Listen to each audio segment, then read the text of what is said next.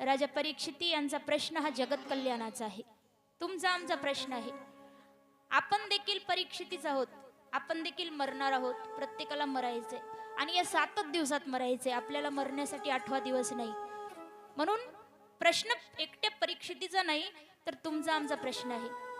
म्हणून शुकाचार्य यांना आनंद वाटला की परीक्षिती राजाने स्वतःसाठी न विचारता जगाचा विचार करून प्रश्न केलाय. कारण स्वतःसाठी प्रश्न केला असता तर असं विचारायला पाहिजे होतं की माझं मरण 7व्या दिवशी आहे, मी काय करू. पण त्यांनी त्या ठिकाणी मी किंवा माझा शब्द न उच्चारता त्यांनी असा शब्द काढलेला आहे, असा शब्द वापरला की ज्याचं मरण 7व्या दिवशी आहे त्यानं काय करावे. म्हणजे या जगातील प्रत्येक जीवाचं मरण 7 दिवसामध्ये आहे. त्यामुळं हा प्रत्येक जीवाचा प्रश्न आहे, जगत कल्याणाचा प्रश्न आहे. तेव्हा शुकाचार्य प्रसन्न झाले आणि म्हणाले, राजन तुझा प्रश्न फार सुंदर आहे. आता राजा तू उत्तर ऐक. ज्याचं मरण 7व्या दिवशी आहे त्या माणसाने श्रीमद भागवत महापुराण कथा ह्या कथेचं श्रवण करावं, म्हणजे ही कथा ऐकावी, तर निश्चितच त्याला मुक्ती मिळेल.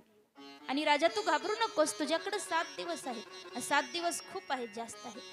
अरे खटवांग राजाला तर 1 तासामध्ये मुक्ती मिळाली. 1 तास उरला खटवांग रायासी, भाग्यदशा कैसी प्राप्त झाली. फक्त 1 तासामध्ये खटवांग राजाला मुक्ती मिळाली. अरे तुझ्याकडे तर 7 दिवस आहे, म्हणून तू काही काळजी करू नकोस.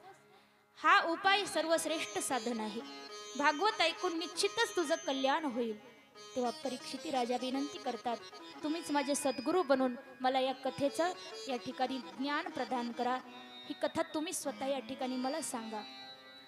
तेव्हा शुकाचार्य तयार होतात आणि राजा परीक्षितीने त्या ठिकाणी व्यासपीठ मांडलेलं आहे, पूजा मांडली आहे. व्यासपीठावर कथाकार प्रवक्ता म्हणून स्वतः श्रीमन महर्षी शुकाचार्य महाराज विराजमान झाले. परीक्षिती राजाने व्यास पूजन त्या ठिकाणी करून घेतलेलं आहे आणि स्वतः श्रोता बनून समोर त्यांनी मांडी घालून हात जोडून बसले. हजारो साधू त्या ठिकाणी गंगेच्या काठावर ते सुद्धा समोर श्रोता बनून कथा ऐकायला बसले आणि कथा सांगायला शुकाचार्य आरंभ करतात. इथून आता भागवत सुरू झालं.